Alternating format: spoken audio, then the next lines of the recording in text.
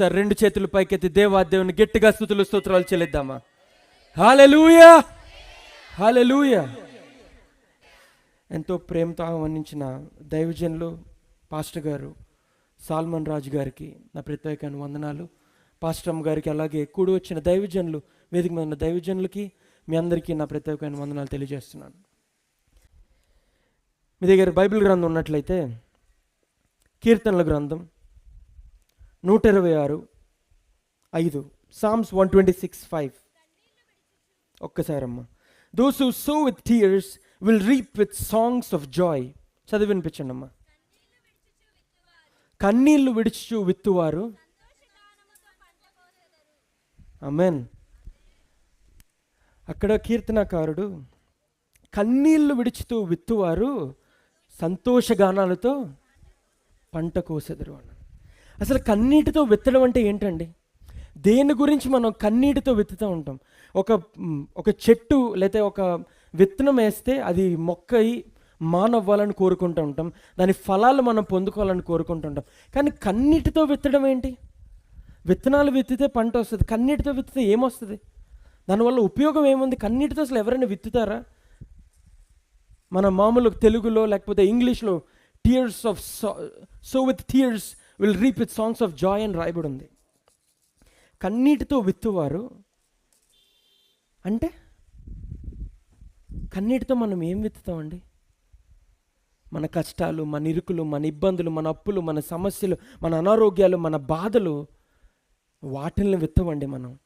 ఎప్పుడైతే చెడును విత్తితే చెడే బయటకు వస్తుంది. కానీ ఆయన నామంలో మనం ప్రార్థిస్తా మన కన్నీటి ప్రార్థన ప్రతి ఒక్క బొట్టుని మనం విత్తితే దేవుడు ఏం చేస్తాడో తెలుసా? సంతోష గానముతో పంటకు వస్తారని రాయబడి ఉంది. అందుకని నేను మీతో మాట్లాడబోయే అంశం tears of sorrow to tears of Joy. దుఃఖము నుండి సంతోషము. దుఃఖపడిన వారు ఎవరైనా ఉంటారంటారా? మనుషుడు పుట్టినప్పటి నుంచి పుట్టిన పిల్లవాడు పుట్టగానే ఏం చేస్తాడండి? ఏడని మనిషి ఉంటాడంటారా? ఏడకపోతే డాక్టర్ ఏం చేస్తాడండి? పుట్టినప్పుడు దుఃఖపడాలి అంటే కన్నీరు కార్చాలి. మనిషి అన్నవాడు కన్నీరు కార్చకుండా ఉండడు. ఒకవేళ నేను ఎప్పుడు కన్నీరే కార్చలేదు అని చెప్తే వాడు మనిషే కాదు అంటామండి మన సమాజంలో. తర్వాత కష్టాలు ఎంతమందికి ఉండే నాకు చేతి చూపిస్తారా? లేదా కష్టాల నుంచి దాటి వచ్చారన్నవారు, లేదా ఏదో ఒక కష్టం, ఏదో ఒక ఇరుకు, ఏదో ఒక ఇబ్బంది నేను ఎదుర్కొన్నాను అన్నవారు చేతి చూపించగలరా? నేను కూడా ఎత్తుతున్నానండి. కష్టమే లేని మనుషుడే ఉండరు, అప్పులే లేని మనిషే ఉండడు. కొంతమంది ఉంటారు, తాతల నాటి ఆస్తులు వచ్చిన ఆ తాతయ్యని ఎప్పుడైనా అప్పు చేసి ఉంటాడేమో. అప్పులు, ఇరుకులు, ఇబ్బందులు, సమస్యలు మనిషిని కృంగదీస్తూ ఉంటాయండి. అనారోగ్యాలు కృంగతీస్తూ ఉంటాయి, కుటుంబ సమస్యలు కృంగతీస్తూ ఉంటాయి. ముఖ్యంగా భార్య భర్తల మధ్యన జరిగే గొడవలు హృదయంలో ఎంతో వేదన తీసుకొస్తూ ఉంటాయి. లేదా భవిష్యత్తులో ఎదుగుదామని చదువుకోవడానికి వెళ్ళిన వారు చదువుకోవడానికి స్తోమత లేక, చదువుకోవడానికి జ్ఞానం, తెలివి లేక ఆ పరిస్థితులు వాడిని కృంగతీస్తూ ఉంటాయి. ఏ పరిస్థితి అయినా మనుషుడు అన్నవాడు ఏదో ఒక్క విధంగా దెబ్బ కొట్టబడతాడు, కింద పడతాడు, భారాన్ని మోస్తాడు. ఏదో ఒక ఇబ్బంది, ఏదో ఒక సమస్య, ఏదో ఒక ఇబ్బంది జీవితంలో వస్తూనే ఉంటుంది. దాని ద్వారా గుండె మీద పడే తగిలే గాయానికి ఇంకెప్పటికీ ఆ గాయం ఎప్పుడు మానదేమో అని చాలామంది ఎంతో బాధపడుతూ ఉంటారు. ఇక్కడుండే ఎంతోమంది మీ కష్టాల వల్ల, మీ బాధల వల్ల, మీరు పడే వేదన వల్ల ఎంతో కన్నీరు కార్చుంటారు. బహుశా మీ దిండుకే తెలిసేమో మీరు ఎంత ఏడ్చుంటారో. లేదా ఒంటరిగా మీరు మీ భర్త గారు పనికి వెళ్ళిపోయినప్పుడు ఇంట్లో వంటగదిలో ఉన్నప్పుడు మీరు కార్చే కన్నీరు మీ ఒక్కరికే తెలిసేమో. ఆ వేదనకు సమాజంలోకి వెళ్తే గౌరవం ఉండదు. బయటకు లేదన్నా తెలిసిన వాళ్ళ దగ్గరికి వెళ్తే నీకింత అప్పు ఉందంట కదా నేను తక్కువలో మాట్లాడుతూ ఉంటారు. నీ పిల్లలు సరిగ్గా చదవకపోతే చదువు మానేసి బలాదురుగా తిరిగితే నీ పిల్లోడు ఎలా ఉన్నాడంట కదా, నిన్ను అవమానించడానికే చూస్తూ ఉంటారు, నిన్ను అసహించుకోవడానికే చూస్తూ ఉంటారు. సొంత కుటుంబీకులు, తల్లి తండ్రి అన్నవారు కూడా దూరం పెడతా ఉంటారు. అటువంటి పరిస్థితులు ఎంతోమంది ఎదుర్కొంటూ ఉంటారు. చాలామంది ఇంకా నా జీవితం అదే, నా బ్రతుకదే, నా పరిస్థితి ఇంకా మారదు అని చాలామంది ప్రాణం తీసేసుకోవడానికైనా సిద్ధపడతారు. కొంతమంది ప్రాణం కూడా తీసుకుంటారు. ఎందుకంటే అవమానం వల్ల కలిగే దుఃఖం, కలిగే బాధ అంతా ఇంత కాదండి. ఎంతోమంది ఆ వేదనలో ఉండి ఉంటారు. ఆ వేదనలో పడి బయటకు వచ్చి ఉంటారు. కానీ ఈరోజు ప్రభువు చెప్తున్నాడు కదా, నువ్వు కార్చే ప్రతి కన్నీటి బొట్టుకి దాన్ని సంతోషంగా మార్చబోతున్నానని దేవుడు చెప్తున్నాడు అండి. హల్లెలూయా. చాలా సులభం అండి ఒక మాటతో చెప్పడం. దేవుడిని కష్టాల నుంచి బయటికి తీసుకొచ్చేసాడని చెప్పే మాట చాలా సులభం, నోటితో ఎవరైనా చెప్పగలరు. జాలిపడే వాళ్ళు ఎంతోమంది ఉంటారు, అయ్యో అనేవాళ్ళు ఎంతోమంది ఉంటారు, మనస్ఫూర్తిగా చెప్పరు. కానీ మన దేవుడు అటువంటి దేవుడు కాదండి. కరుణ కలిగిన యేసయ్య అండి మన యేసయ్య. నీ ఇరుకులు, నీ ఇబ్బందులు, నీ కష్టాలు, నీ సమస్యలు, నీ హృదయంలో ఉండే వేదన కూడా ఆయనకు తెలుసు. ఎందుకో తెలుసా? వాక్యం చెప్తుంది కదా, తల్లి గర్భంలో నువ్వు పిండంగా రూపించబడక మునిపే సమస్తం ఎరిగి ఉన్న దేవుడు అండి ఆయన. నీ సమస్తం ఎరుగున్న దేవుడికి నీ బాధ తెలియదంటారా? ఇలాగే ఒక తల్లి ఉందంటండి బైబిల్ గ్రంథంలో. లూకాసు వార్త 7వ అధ్యాయంలో ఒక తల్లి ఉందంట. ఆ తల్లి పడే వేదన, ఆ తల్లి పడే బాధ, దుఃఖం బహుశా ఎవరు పడుండ్రేమో అండి. ఆ తరంలో ఎంతో వేదన పడి ఉండదంటండి ఆ తల్లి. తల్లికి వచ్చిన సమస్య, బాధ అంతా ఇంత కాదు, తట్టుకోలేని వేదన. ఆమెకి ప్రభు ఎవరో తెలీదు, ప్రభు ఎలా ఉంటారో తెలీదు, ప్రభు గురించి వినుంటుందేమో ఆ స్త్రీ, కానీ ప్రభువుని ఎప్పుడు చూడలేదు ఆ స్త్రీ. ఆమె ఎప్పుడు ప్రభువుకి ప్రార్థించలా, లేదా నాకు సాయం చేయి ప్రభు అని నోరు తెరిచి ఆమె అడగల. కానీ ప్రభువుకి ముందే ఆవిడ బాధ ఎరుగున్నాడంటండి ప్రభు. మీ దగ్గర బైబిల్ గ్రంథం ఉన్నట్లయితే లూకాసు వార్త 7వ అధ్యాయం 11వ వచనం ఒకసారి చూద్దాం. చదవండి అమ్మా. వెంటనే ఆయన నాయనను ఒక ఊరికి వెళ్ళుచుండగా ఆయన శిష్యులను బహుజన సమూహమును. చాలమ్మా. వెంటనే ఆయన నాయిన్ అనే ప్రాంతంనకు బయలుదేరారంట. అంటే అక్కడ బైబిల్ గ్రంథంలో సూన్ ఆఫ్టర్ వర్డ్స్ అని రాయబడి ఉంది. వెంటనే ఆయన అంటే ఒక చోట నుంచి ఇంకో చోటకి ఆయన వెళ్తున్నారు. అక్కడ ఎందుకు వెంటనే ఆయన బయలుదేరారో అని రాయబడి ఉంది అంటే దానికి ముందు ఆయన ఎక్కడ ఉంటారు? కపెర్నహూము యొద్ద సీ ఆఫ్ గ్యాలిలీ సముద్రపు ఒడ్డున ఆయన పరిచర్య చేస్తా ఎంతోమందిని స్వస్థత పరుస్తా ఆయన ఆ సీ ఆఫ్ గ్యాలిలీ ఒడ్డున ప్రయాణమై బయలుదేరుతున్నారంట. అక్కడ స్వస్థత చేసిన తర్వాత ప్రభువు వారు ఆయన శిష్యులతో కలిసి, ఆ తర్వాత ఏమని రాయబడిందంటే విత్ హిస్ డిసైపుల్స్, ఆయన శిష్యులను బహుజన సమూహము అని రాయబడింది. ఆయనతో పాటు వెళ్ళిచుండిరి అంట. బహుజన సమూహం అంటే 10 మందా? బహుజన సమూహం అంటే ఎంతమంది ఉంటారండి? ఇక్కడ ఉన్నంతమంది ఉంటుంటారంటారా? కాదండి. మీరు ఎప్పుడైనా న్యూస్ పేపర్ చదివారా, లేదా న్యూస్ ఎప్పుడైనా చూసారా టీవీలో? ఇసుకేస్తే రాళ్ళనంతమంది జనం వచ్చారు, జన సముద్రం అండి, లేకపోతే జన సమూహం అక్కడికి వచ్చిందని రాయబడి ఉంటుంది. అంటే 10 మందో 100 మందో వచ్చుంటే కాదు, కొన్ని వందలాది వేలాది మంది అక్కడ తరలి వస్తే జన సమూహం అని రాయబడింది. అంటే ముఖ్యమంత్రి గారు అక్కడ ఏదన్నా ఒక మీటింగ్ పెడితే జన సమూహం వచ్చిందని రాయబడి ఉంటుంది. అలా ప్రభు వారు చేస్తున్న కార్యములు చూసి ఆయన స్వస్థత చేసి ఆయన మాట్లాడుతుంటే స్వస్థత కలుగుతుందంట. ఆయన తాకితే జీవితాలు మారిపోతున్నాయంట. ఆయన నోటి మాట పలికితే దెయ్యాలు పారిపోతున్నాయంట. అటువంటి అద్భుత కార్యాలు చేసే ప్రభువుని చూసి జనాలు ఆయన్ని విడిచిపెట్టి ఉండలేకపోయారంట.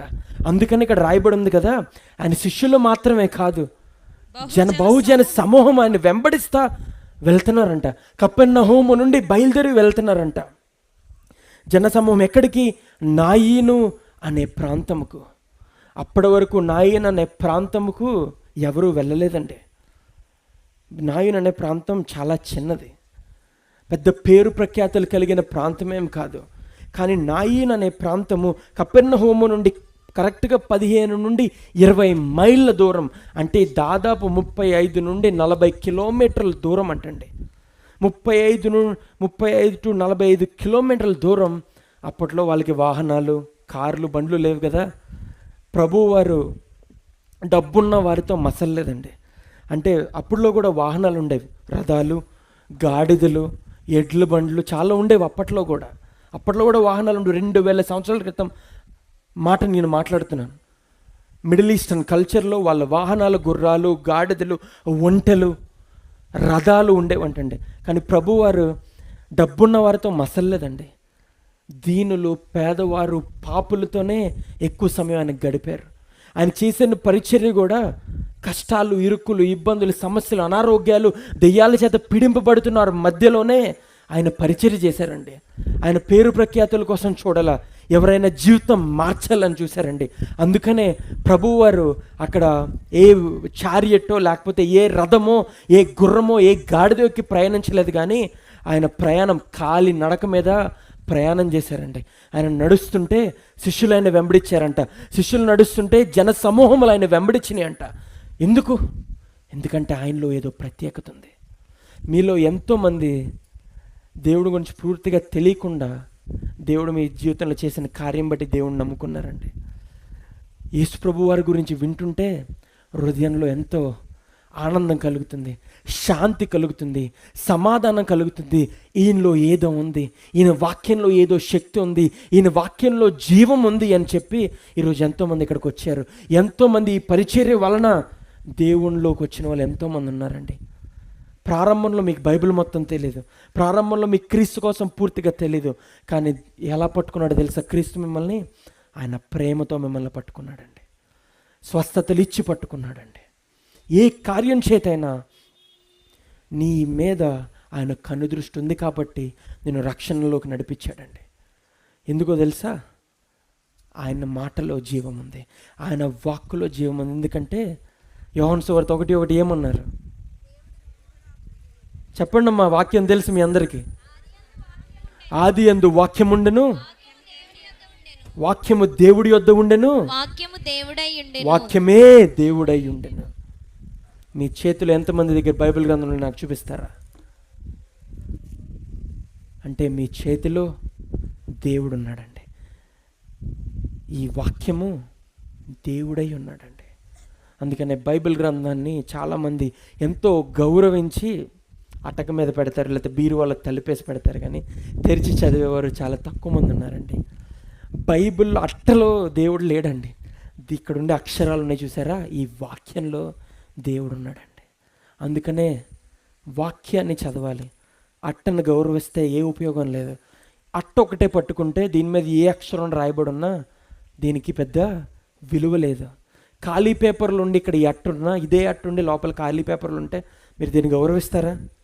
దీనికి మీరు కవర్ వేస్తారా? అట్టేసి పొద్దున్న లెగ్గానే దండం పెట్టుకుంటారా? చాలామందికి అలవాటు ఉంటుంది పల్లెటూరులో, కళ్ళకు అద్దుకుంటారు బైబిల్ని. మనకు అటువంటి ఆచారాలు ఉండాలి, అటువంటి కాకపోతే కొంచెం పల్లెటూరులో అటువంటి ఆచారాలు వెంబడిస్తూ ఉంటారు. వాక్యమే దేవుడై ఉన్నాడు కదా, ఈ వాక్యంని మీ హృదయాల మీద ముద్ర వేసుకోవాలి. ఎందుకంటే ఆయన నివసించే స్థలం అండి ఇది. You have to fill your heart with Jesus. క్రీస్తును పోలి జీవించాలి. క్రీస్తు చేసే కార్యాలకి జనసమూహములు ఆయన వెంబడిస్తూ వెళ్ళారంట. ఎంతమంది అండి 40 కిలోమీటర్లు ఎవరైనా వెంబడించగలరా కాలినడక మీద ఇక్కడ ఉన్నవారు? ఇప్పుడు నేను ఇక్కడి నుంచి భీమవరం వెళ్దాం అనుకుంటున్నాను, కారులో లేకపోతే మా వాళ్ళు కూడా నాతో రారు. ఇక్కడ ఉండే నాతో పాటు వచ్చిన యవనస్తులు కాకినాడ నుంచి ఇంత దూరం వచ్చాం, కారులో వచ్చాం కాబట్టి రాగలిగారు. కాలినడక మీద నేను వస్తున్నానంటే ఏమనుకుంటారో తెలుసా? ఏంటి మా పాస్టర్ గారికి పిచ్చేమన్నా పట్టిందా అనుకుంటారు. అంతే కదండి. కాలినడక మీద ఎవరండి ఇప్పుడు అంత దూరం వెళ్ళగలమా? ప్రభువారు ఆయన శిష్యులు అంటే వాళ్ళు చేయి పట్టిన కార్యం అటువంటిది. ఎటువంటి ఇబ్బంది అయినా వాళ్ళు వెళ్ళాలని తీర్మానం చేసుకున్నారు. చావు అయినా సరే క్రీస్తునే వెంబడిస్తామని ఆ శిష్యులు తీర్మానం చేసుకొని క్రీస్తుని వెంబడించారు. ఈ జన సమూహంకి ఏం అవసరం ఉందండి? అంత దూరం కాలి నడక మీద, ఊరు కాని ఊరు, ప్రాంతం కాని ప్రాంతం, కుటుంబాలను విడిచిపెట్టి ఇంతమంది జనసమూహం ఆయన అన్ని కిలోమీటర్లు వెంబడించిందంటే ఆయనలో ఏ ప్రత్యేకత లేకపోతే వెంబడిస్తుంది అంటారా? మామూలు మనుషుడినైతే ఎవరైనా అంత దూరం వెంబడించగలరా? ఏ సౌకర్యాలు లేకుండా, ఏ కంఫర్ట్స్ లేకుండా అంత దూరం వెంబడించారంటే క్రీస్తులో ఏదో ప్రత్యేకత ఉంది. ఆయనతో వెళ్తే జీవితం మారుతుందని వాళ్ళు నమ్మారు. వాళ్ళు ఇంకా ఏముందంటే ఆయన మాట్లాడితే వినాలని ఉందిరా, ఆయన మాట్లాడుతుంటే ఆయన మాటలో జీవం ఉందిరా అని నమ్మిన వాళ్ళు ఉన్నారండి. వాళ్ళు కాలినడక మీద బయలుదేరి వెళ్తూ ఉన్నారంట. అంత దూరం బయలుదేరి వెళ్తూ ఉంటే మౌనంగా వెళ్ళుంటారండి వాళ్ళు. మనం ఇక్కడ, నేను రాకముందు మీరు ఏం చేస్తున్నారు? ఇక్కడ కూర్చొని ఆరాధిస్తున్నారు. అంతకంటే ముందు ఏం చేస్తున్నారు? పాటలు పాడుతున్నారు. రాగానే మొట్టమొదటిగా ప్రార్థన చేసి ఏం చేస్తారండి అందరూ? దైవజనుడు వాక్యాన్ని పట్టుకొచ్చే వరకు ఏం చేస్తారు? పాటలు పాడతారు. ఒకవేళ ఊరు ఏదన్నా మీరు ప్రయాణం చేస్తే ఏం చేస్తారండి? కారులో ప్రయాణం చేస్తున్నారు, లేకపోతే ఆటోలో, లేకపోతే బస్సులో ప్రయాణం చేస్తున్నారు. వెంటనే డ్రైవ్ చేసేవాడు ఏం పెడతాడండి? పాటలు పెడతాడు. 40 కిలోమీటర్లు, దాదాపు 15 నుండి 20 మైళ్ళ దూరం వాళ్ళు ప్రయాణం చేస్తుంటే మౌనంగా యేసయ్య వెనకాల వెంబడిస్తూ ఉన్నారంటారా వాళ్ళు? క్రీస్తు చేసిన కార్యాలకై కీర్తనలు పాడుతా ఆనందిస్తా బహుశా బయలుదేరి ఉంటారు. వాళ్ళు ఎంతో సంతోషం నిండిపోయి ఉండుంటారు. ఎందుకంటే ఆయన అద్భుతాలు చేస్తున్నాడు కదా. వాళ్ళ జీవితంలో ఎప్పుడు ఇటువంటి అద్భుతాలు వాళ్ళు ఎప్పుడు చూడాల. ఆయన నోటి మాటతో చెప్తుంటే అద్భుతాలు జరిగిపోతున్నాయి. దానికి ముందు వాక్యంలోకి మనం పైకి వెళ్తే మీరు చూడక్కర్లేదు, నేను చెప్తాను. స్వస్థత కావాల్సిన వాడు కూడా రాలేదంటండి. ఒక పనివాడు వాళ్ళ యజమాని ఆయన దగ్గరికి వస్తే ప్రభు నోటి మాటతో సెలవుగానే స్వస్థతపరచబడ్డాడంట ఆ పనివాడు. అంటే ఆయన కంటితో కూడా చూడక్కర్లా, ఆయన తాకక్కర్లా, ఆయన మాట పలికితే చాలు ఎంత దూరంలో ఉన్నా ఆయన నామంలో స్వస్థత కలగాలి అని ఆయన అనుకుంటే స్వస్థత కలుగుతుందండి. హల్లెలూయా. దైవజనుడి జీవితంలో ఏం జరిగిందని సాక్ష్యంలో ఏం చెప్పారు? అటువంటి సాక్ష్యాలు కలిగిన వారు మీలో కూడా ఎంతోమంది ఉంటారండి. ప్రార్థించుకోగానే జవాబు దయచేసే దేవుడు మన దేవుడు. అందుకని ఆనందంతో నిండిపోయి ఉన్నారు ఆ జనసమూహం అంతా. ఈయన వెనకాలే వెళ్ళాలి, ఈయన్నే వెంబడించాలి. ఎక్కడికి వెళ్తే అక్కడికి జనాలు, ఎక్కడికి వెళ్తే అక్కడ జనసమూహం చేరుతున్నారంట. జనాలు ప్రయాణం వెళ్తున్నారంట. తర్వాత చదివినిపించండి అమ్మా.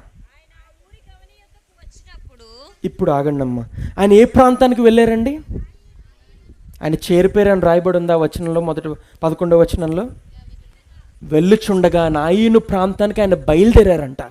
నాయీను ప్రాంతానికి ఏ ప్రత్యేకత లేదు, అందుకనే నాయీను ప్రాంతానికి వెళ్ళుచుండగా అని రాయబడి ఉంది. నాయీను ప్రాంతానికి పరిసర ప్రాంతంలో ఉన్నది ఏంటో తెలుసా అండి? షునేము అనే ఒక పట్టణం ఒకటి ఉందంటండి. షునేము అనే పట్టణానికి ఒక ప్రత్యేకత ఉందంటండి. షునేము పట్టణానికి అద్భుతాలు జరిగే పట్టణం అని పేరు ఉందంటండి. స్వస్థత వరాలు కలిగిన పట్టణం ఒక పేరు ఉందంటండి. ఎందుకంటే పాత నిబంధనలు గొప్ప గొప్ప ప్రవక్తలు షునేము పట్టణానికి వెళ్ళి అద్భుతాలు చేశారండి. దాని గురించి మనం మాట్లాడుకుందాం. షునేము పట్టణానికి ఒక అద్భుతాలు ఉన్నాయండి. కానీ దాని చుట్టుపక్కలే నాయీను అనే ఒక ప్రాంతం ఉంది. మీకు ఇంకా వివరంగా చెప్పాలంటే ఇది ఏ ఊరండి? గుమ్మలూరు. గుమ్మలూరు అని చెప్పడానికి మీరు ఏ ఊరు తోడు చేసి చెప్తారు? ఆకువీడు మండలం గుమ్మలూరు, అంతేనా అండి? గుమ్మలూరుకి రావాలి అంటే ఆకువీడు చెప్పకపోతే రాలేరు. వేరే ఊరు వెళ్ళిపోతాం. నాకు అదే జరగబోయేది ఈరోజు. వేరే ఊరు వెళ్ళిపోయి వేరే మీటింగ్లో బాగా చేసేవాడినేమో ఈరోజు, ఒకవేళ నాకు ఆకువీడు దగ్గర అని చెప్పకపోయి ఉంటే. నాయీను ప్రాంతం కూడా అంతే. షునేము పట్టణం గురించి మాట్లాడకపోతే నాయీను ప్రాంతానికి ఏ ప్రత్యేకత లేదు.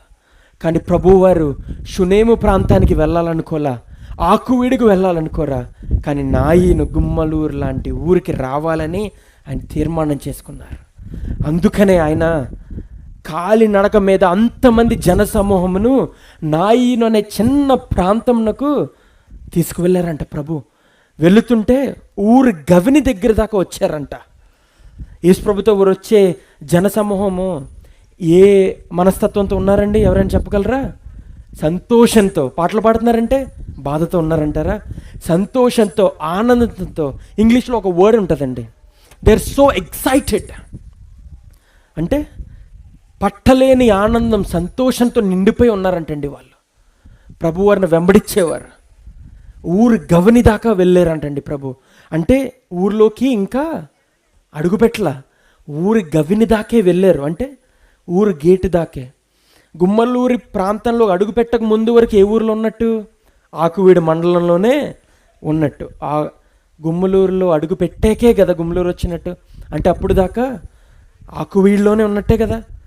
ఆఖరికి ఊరి నడిబొడ్డు దగ్గరికి వచ్చి నుంచున్న ఎక్కడున్నట్టు, ఇంకా ఆకువీడులోనే ఉన్నట్టు. అంటే ప్రభువారు ఇంకా షునేము చుట్టుపక్కల ప్రాంతంలోనే ఉన్నట్టు.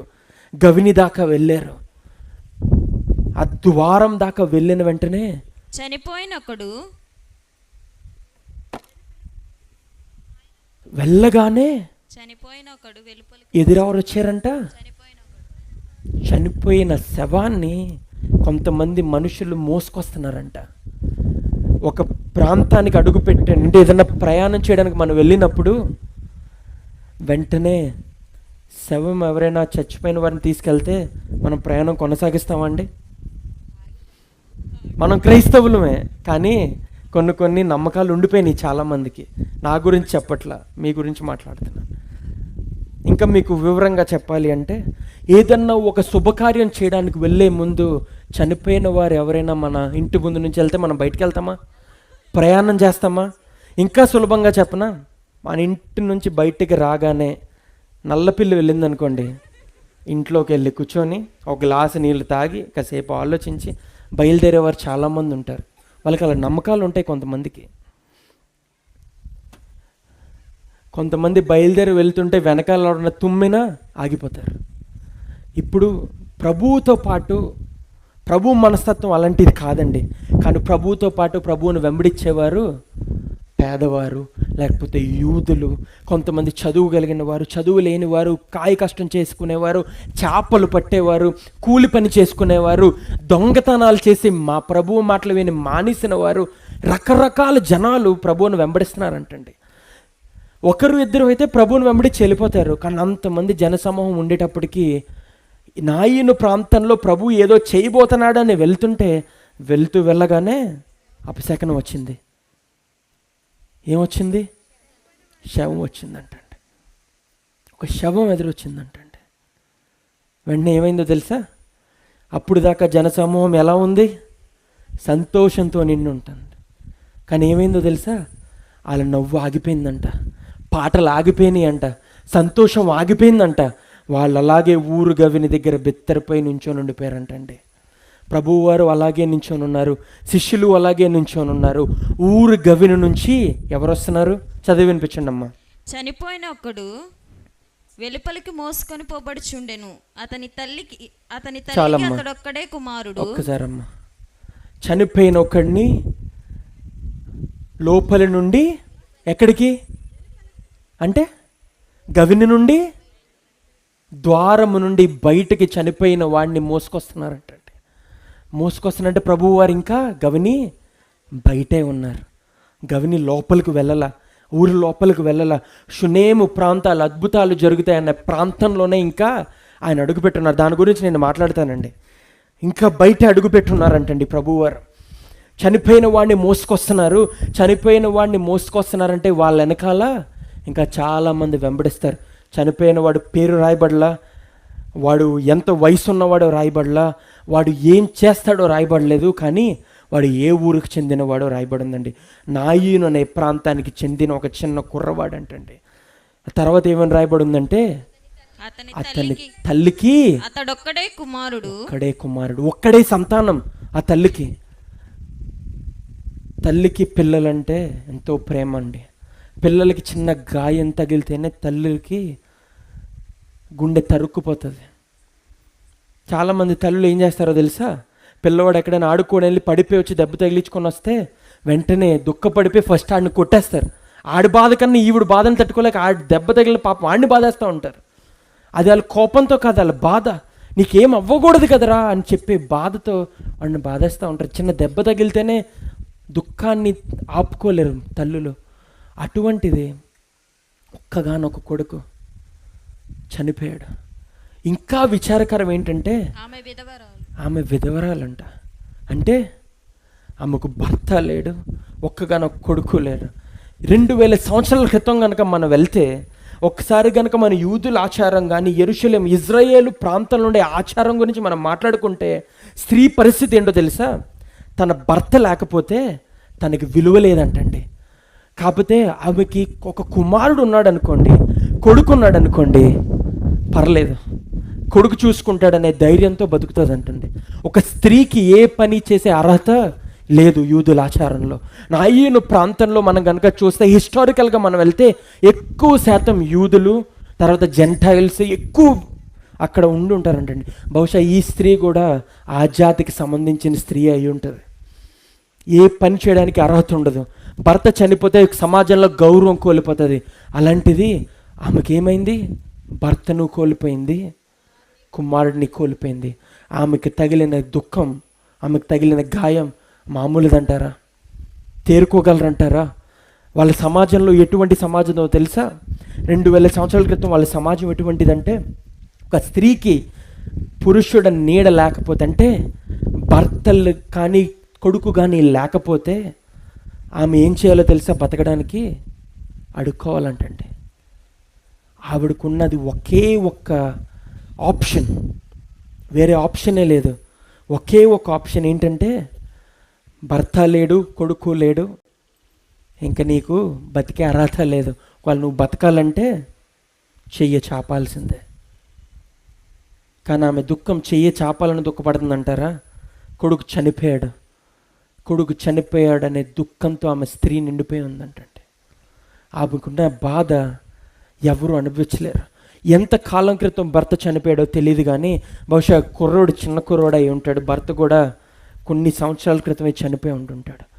భర్త చనిపోయాడనే గాయం నుంచి బయటకు వచ్చే లోపే ఆమెకు వచ్చిన వార్త, కొడుకు చనిపోయాడు. తల్లి బ్రతుకుండగా వాళ్ళ పిల్లలు చనిపోయారంటే ఆ బాధ అంతా ఇంత కాదండి. తట్టుకోలేని బాధ. తల్లి తట్టుకోలేదండి ఆ బాధని. కళ్ళ ముందు 9 నెలలు కని మోసి పెంచిన బిడ్డ చనిపోయాడంటే అంత ఇంత బాధ కాదు.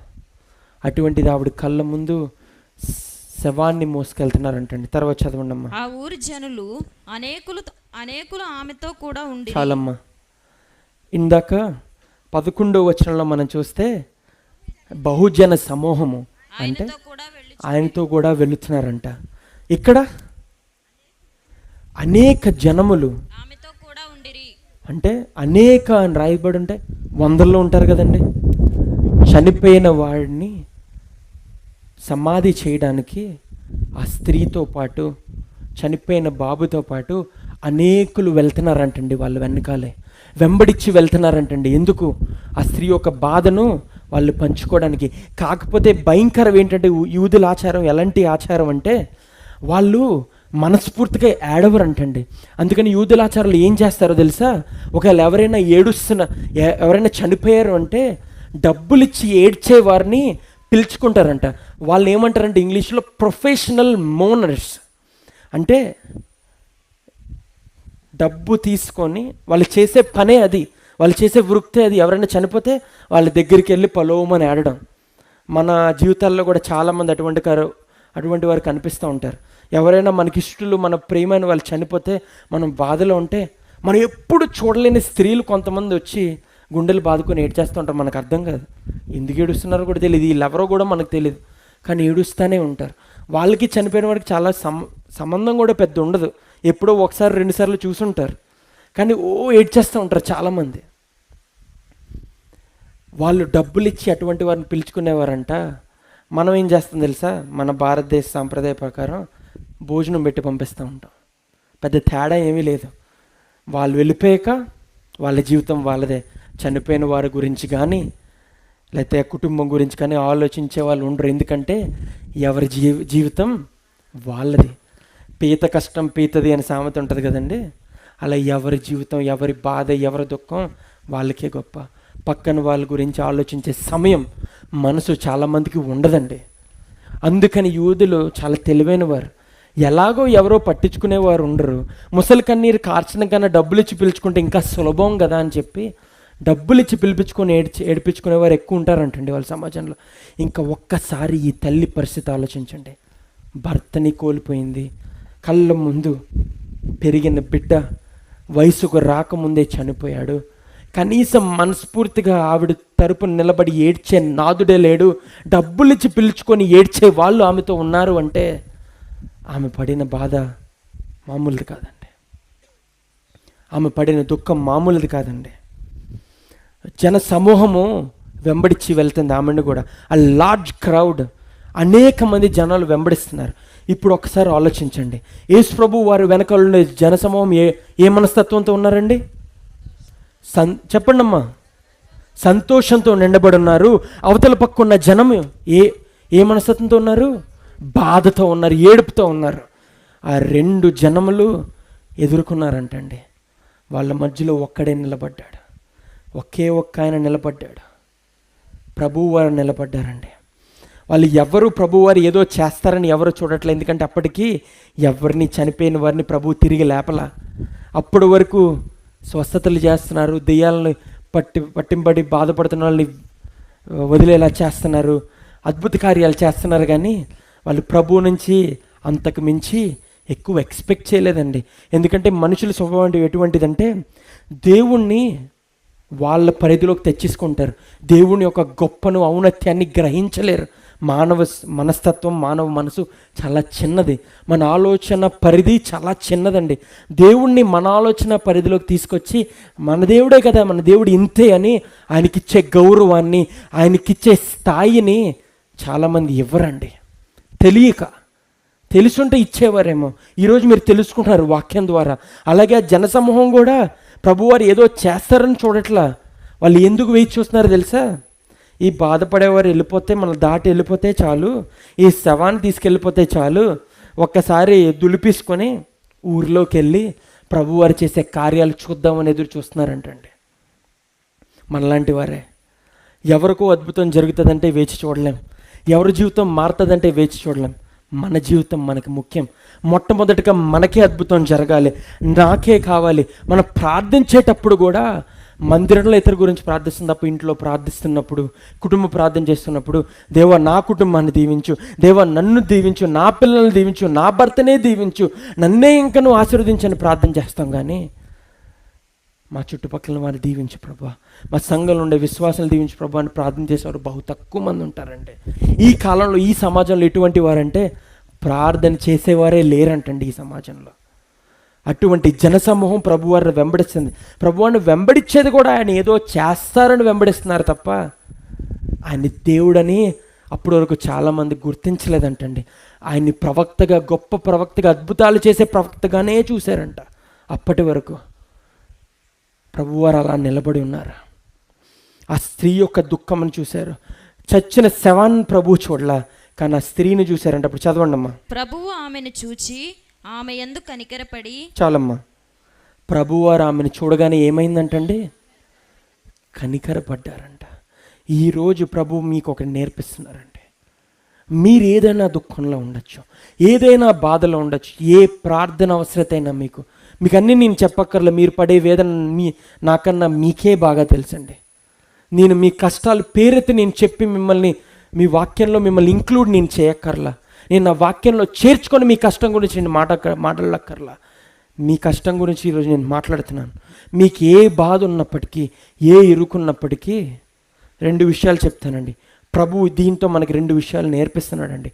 ఒకటి, ఆయన కనికర సంపన్నుడు అని ఆయన మనకి తెలియజేస్తున్నాడు. కనికరం కలిగిన హృదయం. ఆమె ఎవరో కూడా తెలీదు, ఆమెకు ప్రభు ఎవరో కూడా తెలియదు, ప్రభువుకి ఆమె ఎవరో కూడా తెలియదు. ఎప్పుడు ప్రభు ఆమెను చూడలా, కానీ ఆమెను చూడగానే ఆయన మనసుకి ఏం కలిగిందండి? కనికరం కలిగిందంట. తర్వాత ఇంకొకటి మనకు నేర్పిస్తున్నాడండి ప్రభు. నీకు ఎటువంటి ఇరుకున్నా, ఎటువంటి ఇబ్బంది ఉన్నా, అవతల వాళ్ళ సమస్యలో నీ ముందు కనపడితే, నీకు చెయ్యి చాపకపోయినా, నీకు చాలు నోరు తెరిచి చెప్పకపోయినా, నువ్వు అవతల వాళ్ళు సమస్యలో, బాధలో ఉన్నారు అని నువ్వు గ్రహిస్తే, నువ్వు జాలి కలిగిన హృదయం నీకు కలగాలి.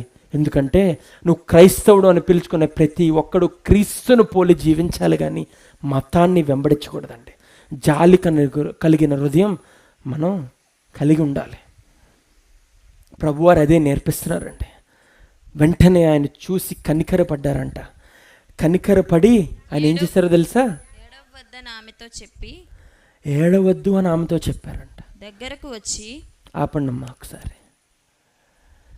ఆమె అంత బాధలో ఉంది కదా, అంత కష్టంలో ఉంది, హృదయం పగిలిపోయినంత బాధలో ఆమె ఉంటే ఆమెకి ఏం చెప్తున్నారండి ప్రభు? డు నాట్ క్రై అని రాయబడి ఉంది. Do not cry.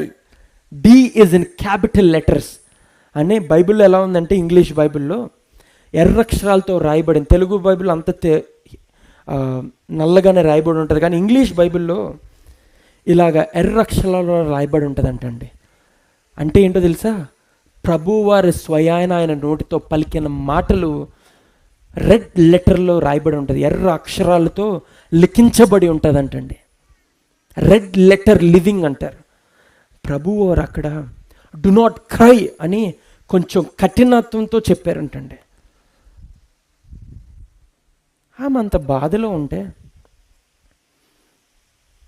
ఆమె అంత దుఃఖంలో ఉంటే, కొడుకు చనిపోతే ఏడవద్దని ఎలా చెప్తున్నారండి ప్రభు?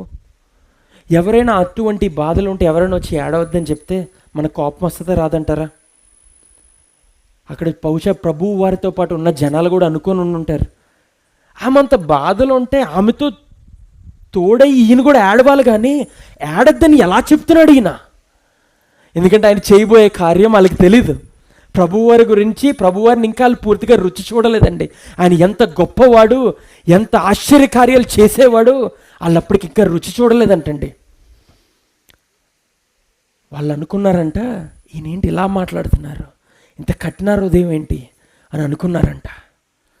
కానీ ప్రభువారు డు నాట్ క్రై అని చెప్పారంట. ఏడవద్దమ్మా, ఏడవద్దు అని చెప్పారంట. వెంటనే స్త్రీ ఏడుపు ఆపిస్తుందంటారా? ఆ మాట చెప్పగానే ఇంకా ఏడ్చేస్తారండి. ఏడవద్దమ్మా, బాధపడకమ్మా అని చెప్తే దుఃఖంలో ఉండేవారి కన్నీరు ఆగదండి, ఇంకనూ దుఃఖపడిపోతారు. మనల్ని ఇంకనూ పొడిచినట్టండి ఏడవద్దని చెప్తే, ఇంకనూ దుఃఖపడిపోతారు. తర్వాత చదవండమ్మా. దగ్గరకు వచ్చి పాడెను ముట్టగా మోయుచున్నవారు చాలమ్మా. దగ్గరకు వచ్చి చేయకూడని పని ఆయన ఒకటి చేశారండి. ప్రభువారి కోసం మీకు ఎంతమందికి తెలుసండి? నజరీయుడు అయిన యేసు అని అందరికీ తెలుసు. ఆయన ఒక రబ్బీ అంటే ఒక బోధకుడు అని అందరికీ తెలుసు. ఆయన ఒక ప్రవక్త ఆయన అందరికీ తెలుసు. ఆయన ఏ జాతిలో పుట్టారండి? ఏ మతంలో పుట్టారండి? ఆయన యూదా మతంలో పుట్టారండి. యూదులు అనబడేవారు, యాజకులు అనబడేవారు, ముఖ్యంగా బోధకులు అనబడేవారు, ప్రవక్తలు అనబడేవారు చేయకూడని పని ఏంటో తెలుసా? మీరు కనుక ధర్మశాస్త్రంకి వెళ్ళినట్లయితే first 5 books in the Bible, Torah మోషే రాసిన 5 books టోరా అంటారండి, పెంటెట్యూక్ అంటారు. 5 పుస్తకాలని మనం గ్రహించినట్లయితే అక్కడ ముఖ్యంగా ప్రవక్తలకు ఆజ్ఞలు రాయబడి ఉంటాయి. వారు చచ్చిన దాన్ని కానీ, చనిపోయిన వారిని కానీ, కనీసం పాడను కానీ, అంతగా ఏంటి అనారోగ్యంతో ఉన్నవారిని కానీ, జంతువుని అంటే పందిని లేదా కుక్కని కానీ ముట్టుకోకూడదండి. ముట్టుకుంటే వారిని అన్క్లీన్ అంటారంటండి. అంటే వీళ్ళు అపరిశుభ్రు, అంతేనమ్మా? ఏమనంటారు తెలుగులో? అపవిత్రులు అంటారు. They call them unclean. అక్కడ ప్రభువు వారిని వెంబడించే వారందరికీ తెలుసు ఆయన ఒక రబ్బీ అని, ఆయన ఒక ప్రవక్త అని. ఆఖరికి శవాన్ని వెంబడించే జనాలు ఉన్నారు చూసారు, ఆ స్త్రీతో పాటు శవాన్ని పూడ్చిపెట్టడానికి వచ్చిన జనాలకు కూడా ఆయన్ని చూసి ఆయన ఒక రబ్బీ, ఆయన ఒక యూదుడని ఎలా గ్రహించారో తెలుసా? ఆయన వస్త్రములను చూసి, ఆయన అవతారమును చూసి ఆయన ఎవరో గ్రహించారంట. ఈ కాలంలో క్రైస్తవులని ఎలా గ్రహించగలరో చెప్పనా? స్త్రీలు ముసుగేసుకుంటే, ఒక పుస్తకం పట్టుకొని వీధి మీద వెళ్తుంటే వీళ్ళు క్రైస్తవులు అని చెప్తారు. ఒక దైవజనుడు తెల్ల బట్టలు వేసుకొని, లేకపోతే మంచి షర్ట్ వేసుకొని, ఇన్షర్ట్ చేసుకొని, నీట్గా రెడీ అయ్యి ఒక బైబిల్ పట్టుకొని వెళ్తే ఒక దైవజనుడు అని లోకం గ్రహిస్తుందండి. ప్రభువారు కూడా ఆయన విచ్చలవిడిగా నచ్చినట్టు బట్టలు వేసుకోవాలా? ఒక రబ్బీ ఎలాగైతే వస్త్రాలు ధరించుకుంటాడో, ఒక యూదుడు ఎలాగైతే ధరించుకుంటాడో అలా ధరించుకున్నాడంటండి. అలా ధరించుకున్నప్పుడు అందరూ గ్రహించారు. కానీ ఆయన చేయకూడని పని ఒకటి చేశారు. ఏంటండి? పాడను ముట్టుకున్నారంటండి. It's not an ordinary thing. ధర్మశాస్త్రమును ఆయన ఉల్లంఘించారు. ధర్మశాస్త్రమును ఉల్లంఘించారంటే మామూలు విషయం కాదు. కాకపోతే అక్కడ గ్రహించలేనిది ఏంటో చెప్పనా, ధర్మశాస్త్రాన్ని సైతం అందించిన ప్రభువు ధర్మశాస్త్రాన్ని ఉల్లంఘిస్తే పెద్ద విషయమేమీ కాదు. ఎందుకంటే రాజులకు రాజు ఆయన తండ్రి సింహాసనపైన ఆసీనుడు అయ్యి ఉంటే ఆయన భూమి మీద ఆయన రాజ్యాన్ని ఏలడానికి, రాజ్యాన్ని విస్తరించడానికి వచ్చాడండి.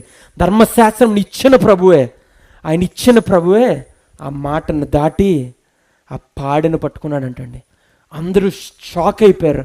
వాళ్ళు ఏం చేశారో తెలుసా? చదవండి అమ్మా. ఆయన చిన్నవాడా లెమ్మని దాని ముందు చదవండి అమ్మా. దాని ముందు దగ్గరకు వచ్చి పాడెను ముట్టగా మోయిచున్నవారు నిలిచిరి. ఆయన చాలమ్మా. మోయిచున్నవారు నిలిచిరి అంటే ఎప్పుడు బిత్తరపు ఎప్పుడు ఆగిపోతాం? చెయ్యకూడదు ఎవరైనా చేస్తే, లేకపోతే ఎప్పుడు మన చూడని కార్యం ఎప్పుడైనా చూస్తే అలా నుంచుండిపోతాం. మన కళ్ళ ముందే ఏదన్నా యాక్సిడెంట్ జరిగింది అనుకోండి, వెంటనే ఏమైపోతాం? మనం ఒక క్షణం ఆగిపోతాం. ఏం జరుగుతుంది? మనం ఎప్పుడు చూడని కార్యం.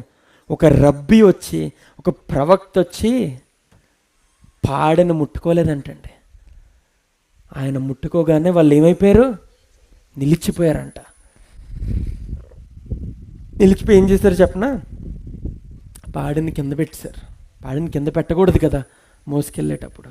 మోసుకువెళ్ళి సమాధి దగ్గర కింద పెట్టి, యూదుల ఆచారంలో కింద పెట్టరు, తీసుకువెళ్ళి మళ్ళీ సమాధిలో పూడ్చే వరకు వాళ్ళు మోసుకు వెళ్తారంటండి. జన సమూహం వాళ్ళని వెంబడిస్తూ వెళ్తుందంటండి. మన ఆచారం కూడా కొంచెం దగ్గరగానే ఉంటుంది. అంటే భారతదేశపు ఆచారం గురించి నేను మాట్లాడుతున్నాను. వాళ్ళు మోసుకు వెళ్ళేవారు బిత్తరపోయగానే కింద పెట్టారంట. ప్రభువు వారిని అప్పటికే ఈయన చేయకూడని పని చేశారని ఆశ్చర్యంతో ఆయన చూస్తుంటే వెంటనే ఆయన ఇంకో మాట అన్నారంట. ఏమన్నారో తెలుసా? చిన్నవాడా, యంగ్ మ్యాన్, చిన్నవాడా లెమ్ము నీతో చెప్పుచు అని ఆ చిన్నవాడికి చెప్పారంట. సెవెంత్ ఎవరైనా మాట్లాడతారండి? చనిపోయిన వారితో ఎవరైనా మాట్లాడితే ఏమంటాం? పిచ్చోడా అనే కదంటాం. పాపం ఎవరైనా వాళ్ళ తల్లిదండ్రులు చనిపోతే బాధతో వచ్చి ఆ మృతదేహం దగ్గరికి వచ్చి, అమ్మ లేగమ్మా నేను వచ్చాను నాతో మాట్లాడమ్మా అని చెప్తే మనం వాళ్ళు పిచ్చోళ్ళనుకో, బాధలో మాట్లాడుతున్నారు పయ్యో పాపం అని మనం కూడా జాలి పడతాం. సంబంధం లేదు ప్రభువుకి. ఆయన ఎవరో వాళ్ళకి తెలియదు. నాయను ప్రాంతంలో ఉండే ప్రజలు ఎప్పుడూ ఆయన చూడలేదు. ఆయన అద్భుతాల కార్యాలు చేస్తారని ఎప్పుడూ గ్రహించలేదు. అందుకనే వాళ్ళందరూ శవాన్ని వెంబడిస్తున్నారు. ప్రభువు వారి వెనకాల మాత్రం ఆయన చేసిన కార్యాలను చూసి కపెర్నహూము నుండి వెంబడిస్తూ వచ్చిన వారు ఉన్నారు. అంటే అప్పటి వరకు నాయను ప్రాంతానికి ఈయన ఎవరో తెలియదు. కనీసం ఈయనకి ఆ కుమారుడు అంటే చనిపోయిన వాడు లేకపోతే స్త్రీ ఎవరో ఆయనకు పరిచయం లేదు. ఆయన వెళ్ళి చిన్నవాడా లెమ్ము అనగానే ఒక్కసారి ఆలోచించండి అమ్మా, చుట్టుపక్కల ఉన్న వాళ్ళ మనస్తత్వం ఎలా ఉంటుందా? ఏడ్చే స్త్రీని ఏడవద్దని చెప్పినప్పుడే వీళ్ళకి సగం చిరాకు వచ్చింది. ఆ ఏడవద్దని చెప్పిన వెంటనే ఆయన ఏం చేశాడు? వెళ్ళి చేయకూడని పని వెళ్ళి పాడెను పట్టుకున్నాడు. పాడెను పట్టుకొని ఆయన అందరు తిట్టేవాడుగా ఆయన అయ్యాడు. వెంటనే ఇంకొక మాట ఏం పలికాడు ఆయన? ఎవరితో చెప్తున్నాడు? సెవెన్తో చెప్తున్నాడు. 3 కార్యాలు, ఎవ్వరూ చెయ్యని పనులు ఆయన అప్పుడు చేశాడండి. చిన్నవాడా లెమ్ము అనగానే ఏమైందమ్మా? ఆగండి అమ్మా, 15వ వచనం ఇలా రాయబడి ఉంది. నేను ఇంగ్లీష్లో చదువుతానమ్మా. A dead man sat up and began to talk. హల్లెలూయా. చనిపోయిన వాడు వెంటనే ఏం చేశాడు తెలుసా? లేచి కూర్చున్నాడంట. కూర్చోవడమే కాదు, మాట్లాడసాగాడంట. హల్లెలూయా. ఆయన మాట పలికితే ఏమైందండి? చనిపోయిన వాడు తిరిగి లేచాడని చెప్పగానే ఒక్కసారి దుఃఖంతో ఉన్న మనుషుల హృదయాలు ఎలా మారిపోయి ఉంటారో ఒకసారి ఆలోచించండి. బెత్తరిపోయి ఉంటారు, ఆశ్చర్యపోయి ఉంటారు. వాళ్ళ హృదయాలు సంతోషంతో నిండిపోయి ఉంటాయి. సంతోషంతో నిండిపోయి ఉన్న గుంపేమో ఆశ్చర్యపోయారు. ఆయన పాడను పట్టుకోవడం చూసి బాధతో ఉన్న వాళ్ళేమో సంతోషంతో నిండిపోయారు. అంటే ఒకవైపు ఉన్న వాళ్ళు ఇంకొకరిలాగా, ఇంకొక వైపు ఉన్నవారు ఇంకొకరిలాగా మారిపోయారంటండి. They were in shock. ఎప్పుడు ఎన్నడూ చనిపోయిన వాడు తిరిగి లేగడం, వాళ్ళు పాత నిబంధన నుంచి ప్రవక్తలు చేసిన కార్యాలు వినడమే కానీ, ధర్మశాస్త్రంలో చదవడమే కానీ కళ్ళుతో ఎప్పుడు చూడాల. అందులోనూ నాయిను ప్రాంతంలోకి ఇంకా అడుగు పెట్టక మునిపే షునేము ప్రాంతంలోనే నాయిను ప్రాంతంలో ప్రభువారు ఏం చేశారు? అద్భుతం చేశారంటండి. చనిపోయిన వాడిని తిరిగి లేపారంట. ఈరోజు నీ పరిస్థితిలో కూడా అలా అనుకున్నావేమో. నా ఊరి కోసం పెద్దగా ఎవరికి తెలియదండి, నాకు పెద్దగా గౌరవం లేదండి, నేను ఊరు దాటి వెళ్తే నన్ను ఎవరు గుర్తించరండి, గుర్తుపట్టరండి, నేనేదో మా ఊరిలో మా ఇంటి పక్కన వారు, మా బంధువులు, మా పేటలో వాళ్ళు తప్ప నాకెవరు పెద్దగా గౌరవం ఇవ్వరండి. నా భర్త కనుక నా కుటుంబం నన్ను విడిచిపెడితే, లేదా నా భార్య కనుక నా పిల్లలు కనుక నన్ను విడిచిపెడితే నన్ను పెద్ద మనిషిగా కూడా ఎవరు గుర్తించరండి అని మీరు అనుకుంటున్నారేమో. నాకు గుర్తింపే లేదు అండి మీరు అనుకుంటున్నారేమో. ప్రభువు వారు కనుక మన జీవితంలోకి వస్తే ఈ స్త్రీకి ఏం జరిగిందో తెలుసా? అప్పటి వరకు ఆ స్త్రీకి పెద్దగా గుర్తింపు లేదు, భర్త చనిపోయాడని ఆమెను తక్కువగా చూశారు. ఇప్పుడు కొడుకు చనిపోయాడు కాబట్టి సమాజం ఆమెను వెలివేసి ఆమెను ఏం చేసుకోమని చెప్తుందండి వాళ్ళ సమాజం? అడుక్కు తినమని చెప్పే సమాజం వాళ్ళ సమాజం. ఆ స్త్రీ బతుకు ఇంకంతే. అటువంటి బ్రతుకు కలిగిన స్త్రీని ఆయన చూసి కనికరపడి జాలిపడి ఏం చేశారో తెలుసా? ఆమె పరిస్థితిని రెండింతలుగా ఆశీర్వదించాడండి. హల్లెలూయా. కొడుకుని లేపగానే ఆ స్త్రీకి ఏమైందో తెలుసా? ప్రభువారు ఏం చేశారో తెలుసా? కొడుకుని లేపిన తర్వాత ఆడు మాట్లాడుతుంటే ప్రభువారు వాడితే చనిపోయిన వాడిని లేపల, చనిపోయిన వాడి మీద జాలిపడి లేపల. ప్రభువారిని ఎవరిని చూసి కనికరపడ్డారు? ఆ వేదనతో నిండున్న తల్లిని చూసి ప్రభువారు కనికరపడి 15వ వచనంలో ఏం చేశారు తెలుసా? చదవండి అమ్మా. చిన్నవాడా లెమ్మని తర్వాత ఆ చనిపోయిన వాడు లేచి కూర్చుండి మాట్లాడసాగెను. ఆయన అతని తల్లికి అప్పగించెను. ఆడు మాట్లాడి సాగినా వాడి మాటలు ప్రభువారు వినలేదండి. వాడిని తీసుకొని వెళ్ళి తల్లికి ఇచ్చారంట. తల్లికి చనిపోయిన కుమారుడిని ఇచ్చినందుకు ఆనందం ఒకటైతే ఆయన ఏం తిరిగిచ్చారో తెలుసా? ఆమెకు గౌరవాన్ని తిరిగిచ్చారంటండి, ఆమెకు ఒక గుర్తింపుని తిరిగిచ్చారంటండి, ఆమెకు పేరు ప్రఖ్యాతులు తిరిగిచ్చారంటండి. ఎందుకో తెలుసా? ఆమె గురించి ఎవరు పట్టించుకోలేని వారు, ఆమె గురించి ఎవరు చూడని వారు, కొడుకు చనిపోతే డబ్బులు ఇస్తే పిలిచి ఏడ్చేవారు వస్తాయంట. తిరిగి ఇచ్చినప్పుడు అంతా ఇస్తే ఆమె నాయను ప్రాంతంలోనే ప్రత్యేకం కలిగిన స్త్రీగా మారిందంటండి. ఎందుకో తెలుసా? ఈ ఊరికి ఒక అతను వచ్చాడంట, చనిపోయిన వాడిని లేపారంట, ఆ స్త్రీకి ఒక గుర్తింపు ఇచ్చారంటండి. ఊర్లు మాట్లాడుకున్నాయంటండి. ఎంత అద్భుతం చేశాడండి ఆ స్త్రీకి. ఆ స్త్రీ జీవితాన్ని ఆయన చూసి ఆమె ప్రభువుని అడగల, నోరు తెరిచి అడగల, నోటితో ప్రభువా నా కొడుకు చనిపోయాడు సహాయం చేయి ప్రభువా అని అడగల. కానీ ప్రభువారు ఆ దుఃఖమును చూసి ఆమెను కన్నీటిని సంతోషముగా మార్చాడంటండి. మారాని మరుద్రముగా మార్చని దేవుడండి మన దేవుడు. ఈరోజు నీ జీవితంలో అటువంటి బాధలో ఉన్నావా? అటువంటి ఇరుకులో ఉన్నావా? అటువంటి ఇబ్బందులో ఉన్నావా? ప్రభువుని నీ జీవితంలోకి ఆహ్వానించు. నువ్వు ఏమీ చేయక్కర్లా, నువ్వు నోరు తెరిచి చెప్పక్కర్లా. నువ్వు చెప్పక మునిపే, ఆయన అడగక మునిపే నువ్వు ఏ బాధలు ఉన్నావో ఆయనకు తెలుసండి. కేవలం నీ జీవితాన్ని ఆయనలా మార్చుకొని నీ జీవితాన్ని ఆయనకు సమర్పించుకుంటే చాలు. నీకున్న ఇరుకులు, ఇబ్బందులు, అప్పులు, సమస్యలు, అనారోగ్యాలు ఆయన తీరుస్తాడండి. ఏదో నోటుకొచ్చింది చెప్పట్లేదండి. ప్రభు కార్యాలు మా కుటుంబంలో, మా జీవితాల్లో చూశాను కాబట్టి, వేరొకరి జీవితాల్లో, మా పరిచర్లో ఎంతోమంది జీవితాల్లో మారినాయి కాబట్టి అనుభవ రీత్యా చెప్తున్నామండి. మన ప్రభు అద్భుతాలు చేసే దేవుడు, మన ప్రార్థనలకి జవాబిచ్చే దేవుడు, మన మొరను ఆలకించే దేవుడు. ఎందుకంటే వాక్యం చెప్తుంది కదా, ఆయనకు మొరపెట్టుము నేను నీకు ఉత్తరం ఇస్తానని చెప్పాడండి. You bow down to me and I will answer you. నువ్వు నాకు మొరపెడితే చాలు, నేను నీకు ఉత్తరం ఇస్తానని చెప్పాడండి. ఆ తర్వాత అద్భుత కార్యం చూసిన జనాలు దే వర్ ఫిల్డ్ విత్ ఆ. 16వ వచనం ఒకసారి చదవండి అమ్మా. అందరూ భయాక్రాంతులై చదవండమ్మా. మనలో గొప్ప ప్రవక్త బయలుదేరి ఉన్నాడనియు దేవుడు తన ప్రజలకు దర్శనం అనుగ్రహించి ఉన్నాడనియు. హల్లెలూయా. అప్పటి వరకు ఆయన ఒక రబ్బీగానే చూశారు, ఆయన ఒక బోధకుడిగానే చూశారు. ఆ రోజు ఆయన చేసిన కార్యానికి ఒక గొప్ప ప్రవక్త మన మధ్యన బయలుదేరి ఉన్నారని చాలామంది గ్రహించారంట. అదే కాదు, ఆయన దేవుడని కూడా గ్రహించారంటండి. హల్లెలూయా. భయభ్రాంతులు ఎప్పుడవుతారో తెలుసా? దైవ కార్యం జరిగినప్పుడు, దేవుని ప్రత్యక్షత అక్కడ కలిగినప్పుడు భయంతో నిండిపోతారంటండి. They were surprised and mesmerised of what they saw. వాళ్ళు చూసిన కార్యాన్ని, చనిపోయిన వాడు తిరిగి లేచారనేటప్పటికీ ఆశ్చర్యంతో నిండిపోతారంటండి. ఇప్పుడు ఇక్కడ నాయీను ప్రాంతం కన్నా ముందు ఒక ప్రాంతం గురించి చెప్పాను కదా, షునేమ్ అనే ప్రాంతం గురించి మాట్లాడుకొని మన వాక్యాన్ని ముగించుకుందాం. ప్రభువుని దేవుడుగా గ్రహించారు, ఆయన ఒక గొప్ప ప్రవక్తగా మన మధ్యన బయలుదేరారు అని వాళ్ళు ఎందుకు చెప్పారో ఎవరైనా చెప్పగలరా? చెప్పనా అండి?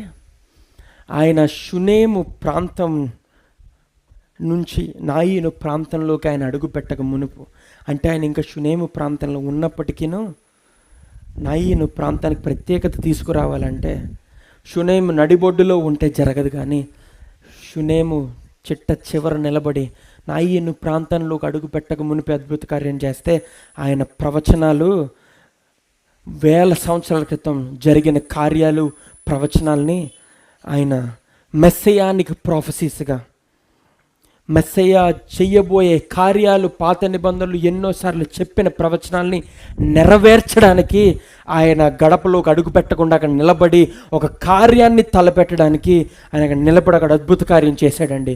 ఎందుకంటే కొన్ని 1000 సంవత్సరాల మునుపు, మొదటి రాజులు మీరు ఓపెన్ చేయక్కర్లేదమ్మా, మొదటి రాజుల గ్రంథం 17వ అధ్యాయంలో, అలాగే 2వ రాజుల గ్రంథం 2వ అధ్యాయంలో ఎలైజా అండ్ ఎలీషా, ఏలియా అలాగే ఎలీషా ప్రవక్త గురించి రాయబడి ఉందంటండి. ఏలియా ప్రవక్త అంటండి షునేమ్ అనే ప్రాంతానికి ఒక అద్భుత కార్యం చేయడానికి వెళ్ళారంటండి. ఒక స్త్రీ ఉందంట, ఆమె స్త్రీ ఒక్కగానొక కుమారుడు చనిపోయాడంట. అప్పుడు అన్ని 100 సంవత్సరాల క్రితమే ఏలియా ప్రవక్త అద్భుతం చేయమని పిలిస్తే ఆయన చనిపోయిన బాబు దగ్గరకు వెళ్ళి ఆయన మొరపెట్టి తండ్రికి ప్రార్థించి, రాజులైన రాజుకు ప్రార్థించి, ఆయన బాబు మీద, ఆ చచ్చిన శవం మీద శ్రేష్టాంగపడి తల నుండి పాదం వరకు హీ వాజ్ లేయింగ్ దేర్, ఆయన మీద పడి స్వస్థత ఇమ్మని, బ్రతికించమని ప్రభువుని వేడుకొని ఎన్నిసార్లు చేశారో తెలుసా? అలాగున 3 మార్లు ఆయన పడి లెగిచి, మళ్ళీ మీద పడి లేచి, మళ్ళీ మీద పడి లేస్తే ఏమైందో తెలుసా? చనిపోయిన వాడు తిరిగి లేచాడంట. హల్లెలూయా. ప్రెడెసెసర్ ఏలియా ప్రవక్త తర్వాత వచ్చిన ప్రవక్త ఎవరండి? ఎలీషా ప్రవక్త వచ్చారంటండి. ఎలీషా ప్రవక్త ఏ ప్రాంతానికి వెళ్ళాడో తెలుసా? మళ్ళీ షునేమ్ అనే ప్రాంతానికి వెళ్ళాడంట. షునేమ్ అనే ప్రాంతంలో మళ్ళీ ఒక తల్లి ఉందంట. ఆ తల్లి ఒక కుమారుడు చనిపోయాడంట. చనిపోతే ఈయన ఏం చేశాడో తెలుసా? ఆయన ముందు వచ్చిన ప్రవక్త ఏదైతే చేశాడో అదేసారి మళ్ళీ ప్రార్థించి, ఈసారి ఆయన 3 సార్లు చేశాడు కదా, ఆయన తర్వాత వచ్చిన ప్రవక్త ఇంకా గొప్ప ప్రవక్తగా ఆయన పేరు పొందాలంటే ఏం చేశారో తెలుసా?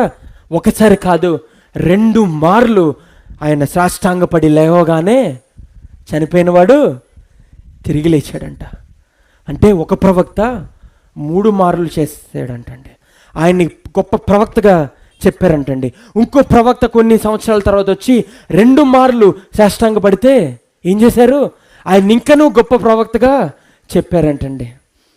వాళ్ళు తండ్రికి ప్రార్థించి వాళ్ళు మొరపెట్టగా వాళ్ళు 3 మార్లు లేదా 2 మార్లు ప్రార్థిస్తే జవాబు తండ్రి వాళ్ళకిస్తే ఇప్పుడు తండ్రే కొడుకై భూమి మీదకి వచ్చాడండి. ఆయన ఎవరికి మొరపెట్టక్కర్లా, ఎవరి మీద సాష్టాంగపడక్కర్లా. ఆయన నోటి మాట పలికితే చాలు చచ్చిన వాడు తిరిగి లేస్తాడండి. హల్లెలూయా. ఆ ప్రవక్తల కంటే గొప్ప ప్రవక్త బయలుదేరాడు. ఆ ప్రవక్తలు చేసిన కార్యం కంటే గొప్ప కార్యం చేశాడంటే ఆయన మామూలు మనుషుడు కాదు. ఆయన మామూలు ప్రవక్త కాదు, సాధారణమైన మనుషుడు కాదు, సాధారణమైన బోధకుడు కాదు. ఆయనలో ఎవరిలో లేని శక్తి ఉంది, ఎవరిలో ఇంతవరకు మేము చూడని మహిమ ఉంది. ఆయన చేస్తున్న కార్యాలకి జీవితాలు మార్చబడుతున్నాయి. చచ్చిన వాడు కూడా తిరిగి లేవబడుతున్నాడని ఊర్లే మాట్లాడుకున్నారంటండి. ఆ రోజు ఆయన చేసిన కార్యానికి ఆయన ప్రవక్తగానే కాదు కానీ గొప్ప దేవునిగా, రాజులకు రాజుగా వాళ్ళు గ్రహించారంటండి. హల్లెలూయా. ఈరోజు రాజులకు రాజు అయిన ప్రభువుని, అద్భుత కార్యాలు చేసే ప్రభువుని మీ జీవితంలోకి ఆహ్వానించాలని మీరు కోరుకుంటున్నట్లయితే, ఆ స్త్రీ వలె మీరేమన్నా దుఃఖంలో ఉంటే గనక, బాధలో వేదనలో ఉంటే గనక, మీ జీవితంలో ఏదో ఒక అద్భుత కార్యం జరగాలి అని మీరెవరైనా కోరుకుంటే గనక, ఈరోజు మీరున్న చోట లేచి నిలబడితే మీ గురించి ప్రత్యేకంగా నేను ప్రార్థిస్తానండి. ఏ ప్రార్థన అవసరత అయినప్పటికీ, ఏ ఇరుకైనప్పటికీ, ఏ ఇబ్బంది అయినప్పటికీ, ఎలాంటి ప్రార్థన అవసరత అయినా సరే, నమ్ముట నీ వలనైతే నమ్మువానికి సమస్తము అని సాధ్యమని చెప్పిన దేవుడండి మన దేవుడు. మన వాక్యం సెలవిస్తుంది. ఆయన సెలవీయగా జీవితాలు మారుతున్నాయంటే అండి, ఆయన సెలవీయగా మధురంగా మారిందంటండి. ఆయన మాటలో ఉండే శక్తి వలన చనిపోయిన వాడు తిరిగి లేచాడంటండి. ఆయన మాట వలన స్త్రీ జీవితం మారిందంటండి. అటువంటి ప్రభువుని కలిగి ఉన్నామండి మనం ఈరోజు. ఆయన అడుగుతారా, ప్రభువా నా హృదయంలోకి రా నాయన ప్రభువా, నా ప్రార్థనకి జవాబు దయచేయి నాయన ప్రభువా, మారు మనసును దయచేయి నాయన ప్రభువా, పాపముతో నిండి ఉన్నాను నాయన ప్రభువా, పాపపు జీవితంలో కలిగి ఉన్నాను నాయన ప్రభువా, నువ్వు తప్ప నా జీవితాన్ని మార్చే నాదుడే లేడు నాయన ప్రభువా. ఎంతో మంది దగ్గరికి వెళ్ళాను నాయన ప్రభువా, ఎంతో మంది పెద్దల దగ్గరికి వెళ్ళాను నాయన ప్రభువా, ఎవరు నా జీవితానికి మార్గం చూపించలేదు నాయన ప్రభువా. కేవలం నువ్వు మాత్రమే నాకు మార్గాన్ని చూపించే దేవుడు నాయన ప్రభువా. ఈరోజు ప్రార్థిస్తున్నాను నాయన ప్రభువా, కీర్తనలో కారుడు దావీదు రాసినట్లుగా నా హృదయాన్ని బాగుగా కడుగుము నాయనా, హిస్సోపుతో కడుగుము నాయనా, హిమము కంటే తెల్లగా చేయనా నాయన ప్రభువా. నా జీవితంలో అయిష్టమైన కార్యాలను తీసివేయనా ప్రభువా. నా హృదయంలో ఉండే వేదనను, బాధను నేను ఎవరికి చెప్పుకోలేను నాయన ప్రభువా. కేవలం నీ ఒక్కడికే నేను మొరపెట్టుకుంటున్నాను నాయన. నా ప్రార్థనకు జవాబు ఇవ్వవా, నా ప్రార్థనకు జవాబు ఇవ్వవా ప్రభువా. ఈరోజు ప్రార్థిస్తున్నాను నాయన ప్రభువా. అడగండి ప్రభువుని, అడగండి ప్రభువుని. హల్లెలూయా, హల్లెలూయా. ఒక్క నిమిషం ప్రార్థించండి. మీ హృదయంలో ఉండే ప్రతి వేదనను, ప్రతి బాధను ఆయనకు మొరపెట్టుకోండి. ఆయన మీకు జవాబిస్తాడండి. ఎందుకంటే ఆయన కనికరం కలిగిన దేవుడు అండి, న్యాయం కలిగించే దేవుడు అండి, స్వస్థతలు చేసే ప్రభువుడు అండి, నీ జీవితాలకి ఒక మార్గాన్ని చూపించే దేవుడు అండి. హల్లెలూయా, హల్లెలూయా. ప్రార్థించండి. ఏ ప్రార్థన వస్తుందైనా, మీ పిల్లలకి భవిష్యత్తు గురించా, లేదా మీ ఎగ్జామ్స్ గురించా, లేదా మీ ఉద్యోగాల గురించా, మీ పాడి పంట గురించా, మీ కుటుంబం గురించా, మీ ఇల్లు కావాలన్నా, వాహనం కావాలన్నా, ఎట్టి ప్రార్థన అవసరతైనా, ఎట్టి ఇరుకైనా, ఎట్టి ఇబ్బంది అయినా ఒక్కసారి ప్రార్థిస్తారా? నోరు తెరిచి అడుగుతారా? ప్రభువా అని సెలవివ్వయ్యా, నీ నోటి మాటతో జీవితాన్ని మార్చయ్యా అని అడగండి ప్రభు.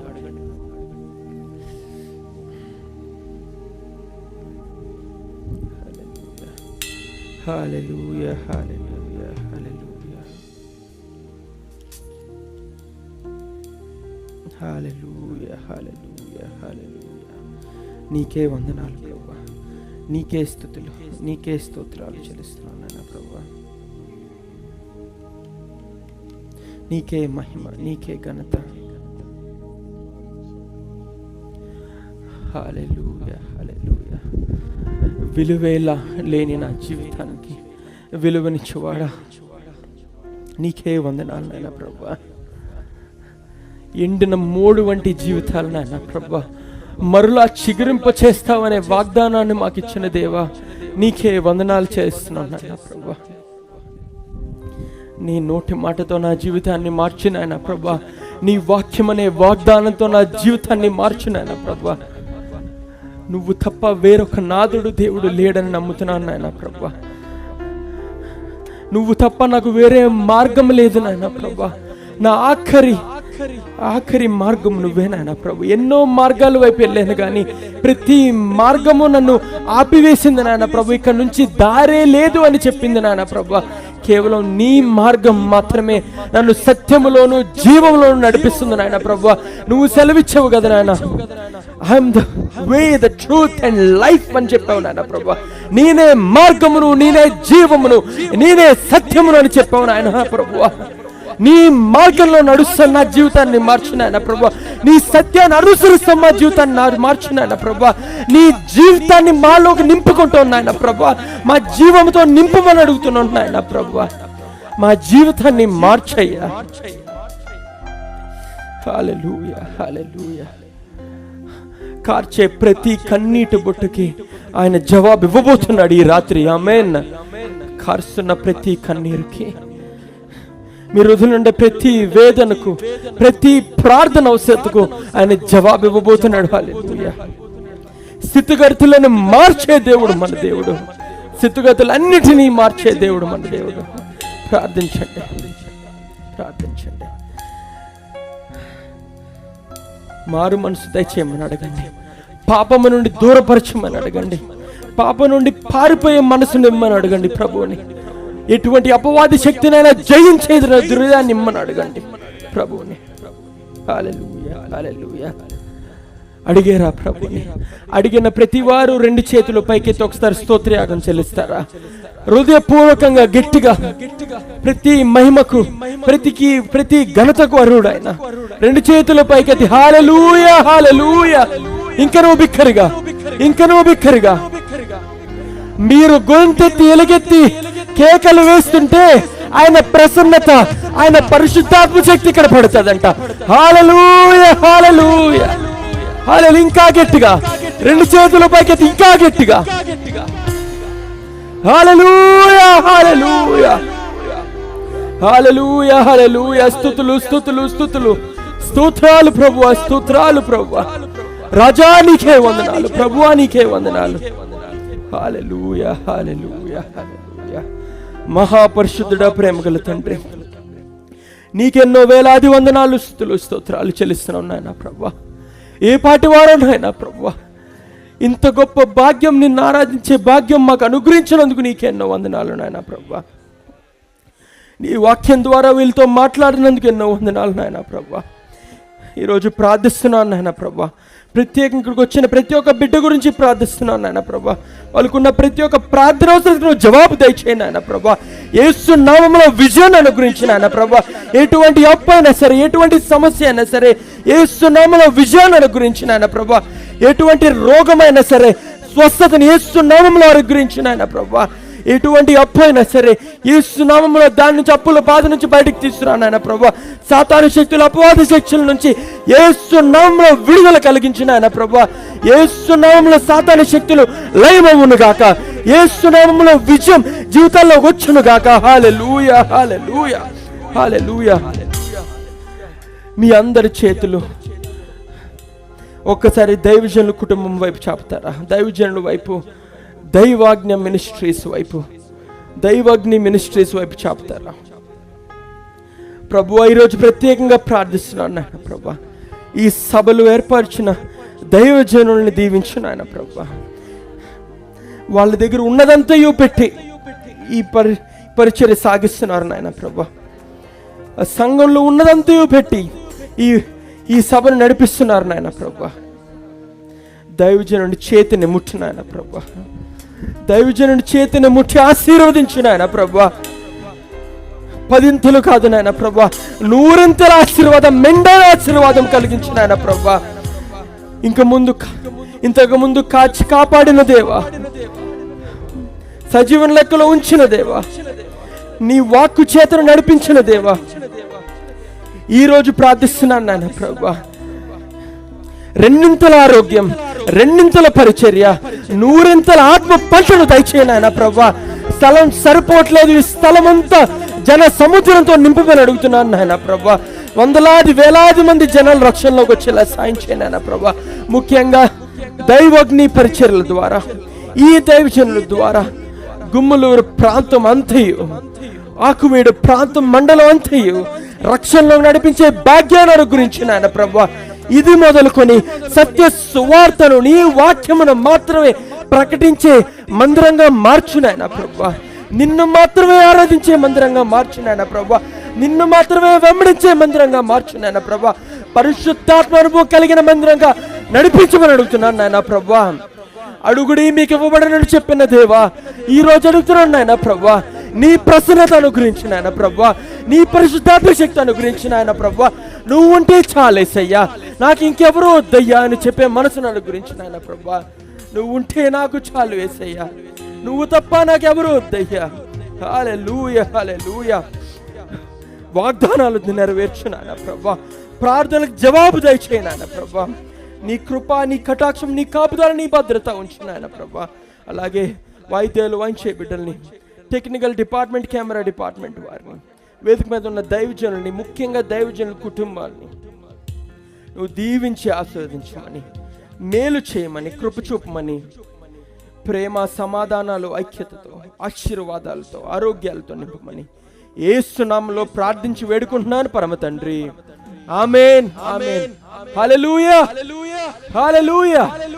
ఒకసారి రెండు చేతుల పైకి దేవుని గట్టిగా స్తుతులు చెల్లిస్తారా? హల్లెలూయా. అద్భుతాలు చేసే దేవునికి థాంక్యూ జీసస్. వందనాలు నాయనా ప్రభువా చెప్తారా? Hallelujah. Thank you Jesus, thank you Jesus.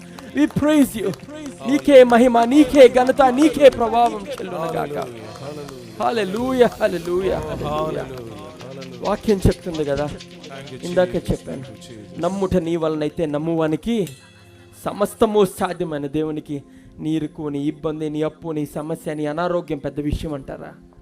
ఈ సర్వ సృష్టిని నోటి మాటతో సృజించిన దేవునికి నీ విషయాన్ని చిటికలో మార్చగలడు. ఆయన చిటిక వేయకముందే మార్చగలిగిన దేవుడు ఆయన. కానీ అది మార్చాలంటే నువ్వు ఒకటే చేయాలి, నీ హృదయాన్ని ఆయనకి ఇవ్వాలి. నువ్వు ఏమి చేయక్కర్లా. ఆయనకు నువ్వు ఏమి ఇచ్చినా ఆయన రుణం మనం ఎప్పటికీ తీర్చుకోలేము. మన ప్రాణాలను సైతం మనం అర్పించడానికి మనం సిద్ధపడినా ఆ ప్రాణాన్ని ఇచ్చింది కూడా ఆయనే కదండి మనకి. ఆయనకి మనం ఏది తిరిగి ఇవ్వలేం. ఏమి ఇవ్వగలం తెలుసా? మన హృదయాన్ని మనస్ఫూర్తిగా ఆయనకి ఆరాధన ఒక్కటే మనం ఇవ్వగలం. ప్రభు అన్నీ ఇవ్వగలడు, ఆయన ఒక్కటే మనకి ఇవ్వలేడు. ఏదో తెలుసా? ఆరాధన ఒక్కటే ఆయన మనకి తిరిగి ఇవ్వలేడు. మనల్ని ఆయన ఎప్పటికీ మనల్ని ఆయన ఆరాధించలేడు. కానీ మనం ఆయన్ని ఆరాధించగలిగే శక్తి మన ఒక్కరికే ఉంది. మనం ఆరాధించడం మానేస్తే ఏం జరుగుతుందో తెలుసా? రాళ్లతో ఆయన ఆరాధించుకోగలడండి. ఇది నేను చెప్పట్లా, వాక్యంలో ప్రభు చెప్పిన మాట. If you do not worship those stones will do అని చెప్పాడండి. నువ్వు ఆరాధించకపోతే రాళ్ళ సైతం నన్ను ఆరాధిస్తాయి. ఆరాధనకు అరుడైన దేవునికి మనస్ఫూర్తిగా నీ హృదయాన్ని అంకితం చేయి. మతాన్ని వెంబడించుకో, ఆయన మార్గాన్ని వెంబడించు. ఎవరో చెప్పిన బోధనలు వెంబడించుకో, క్రీస్తు పలికిన మాటలను వెంబడించు, క్రీస్తు చేసిన కార్యాలను వెంబడించు. ఎందుకంటే బైబిల్లో ఎక్కడ చెప్పలేదండి దావీదుని వెంబడించు, గొలియాతుని వెంబడించు, లేకపోతే మోషేని వెంబడించు, వాళ్ళు వెంబడించు, వీళ్ళని వెంబడించు అని అందరూ చెప్తూ ఉంటారు. వాళ్ళని ఎవరిని వెంబడించినా పరలోక రాజ్యంలో మనకి చోటు ఉండదు. క్రీస్తును మాత్రం వెంబడిస్తే చాలు. ఆయన నోటితో ఆయన చెప్పారు కదా, నా ద్వారా తప్ప తండ్రి యొద్దకు పరలోక రాజ్యం ఎవ్వరూ చేరలేరు. ఈ రోజు నుంచి మీరు హృదయాల్లో తీర్మానం చేసుకోండి. మీకుండే మూఢనమ్మకాలు, మీకుండే అలవాట్లు, మీ కుటుంబాల్లో ఎన్నో తరతరాలకు వచ్చే ఆచారాలు, మనదంతా ఒకటే నమ్మకం, క్రీస్తును నమ్మిన వారు. బైబిల్ ఒక్కటే మన నమ్మకం. ఒకవేళ మూఢంగా నువ్వు నమ్మాలా, వాక్యాన్ని నమ్ము. నీకుండే ఆ నమ్మకాల్లో ఉండే మనస్తత్వాన్ని అంతటినీ వాక్యం వైపు తిప్పు. నీకుండే ఆ దృష్టిని వాక్యం మీద పెట్టు. నీ జీవితాలు మారకపోతే కాలర్ పట్టుకొని మమ్మల్ని ప్రశ్నించే అర్హత నీకుంది. వాక్యంతో మారని మనుషుడు భూమి మీద ఇంకా లేడండి. ఎందుకంటే వాక్యం సజీవ వాక్యం. ఏ గ్రంథం చదివినా ఆ దాంట్లో పెద్ద ఏముండదు, కానీ వాక్యం చదువుతుంటే హృదయంలో శాంతి కలుగుతుంది, జీవితాలు మారిపోతాయి. ఈ వాక్యం చేత ఎంతోమంది జీవితాలు మార్చబడినాయి. తాగుబోతువారు, తిరుగుబోతువారు, పాపులు, చనిపోయేవారు, చనిపోబోతున్నవారు వాక్యాన్ని చదివి వాళ్ళ జీవితాలను మార్చుకున్నారండి. ఈరోజు మీకు ఇంకా సజీవుల లెక్కలో ఉన్నారు. మీకు అవకాశం ఉంది. ప్రభు మీకు అవకాశం ఇస్తున్నారు. ఆఖరి అవకాశం ఏమో, బహుశా రేపటి నుంచి రెండో రాకడ వచ్చేస్తుందేమో, మనకు తెలియదు. మనకు ఉండేది ఒకటే, మన బ్రతికించేది. నీ దుడ్డు కర్ర, నీ దండము నన్ను ఆదరించును అని రాయబడి ఉంది కదా. ఆ దుడ్డు కర్రతో ఆ గొర్రెలను కాచి కాపాడుతుంది కదా. మన దుడ్డు కర్ర ఏంటో తెలుసా? మన బైబిలే మన దుడ్డు కర్ర. ఇది మన గర్దిస్తుంది, మనల్ని సరైన మార్గంలో నడిపిస్తుంది. మనల్ని ఆదరించేది కూడా ఈ వాక్యమే. మనల్ని సరిచేయాలన్నా ఈ వాక్యమే, మనకి జీవం పోయాలన్నా ఈ వాక్యమే, మనల్ని ఆదరించాలన్నా మనకి ఈ వాక్యమే. ఎందుకంటే వాక్యమే దేవుడు అయి ఉన్నాడు. ఆ దేవుడు మన దగ్గరే ఉండగా మనం ఇంకా అటు ఇటు చూడడం ఎందుకండి? ఈ రోజు నుంచి వాక్యాన్ని వెంబడిద్దాం, క్రీస్తును పోలి జీవిద్దాం. దేవుడి వాక్యాన్ని, ఈ మాటల్ని దీవించి మీ పరిచర్లను, ముఖ్యంగా దైవజనులు, వాళ్ళ కుటుంబాన్ని, కూడి వచ్చిన మీ అందరినీ దీవించి ఆశీర్వదించును గాక. ఆమేన్, ఆమేన్. మీ అందరికీ నా ప్రత్యేకమైన వందనాలు. Thank you.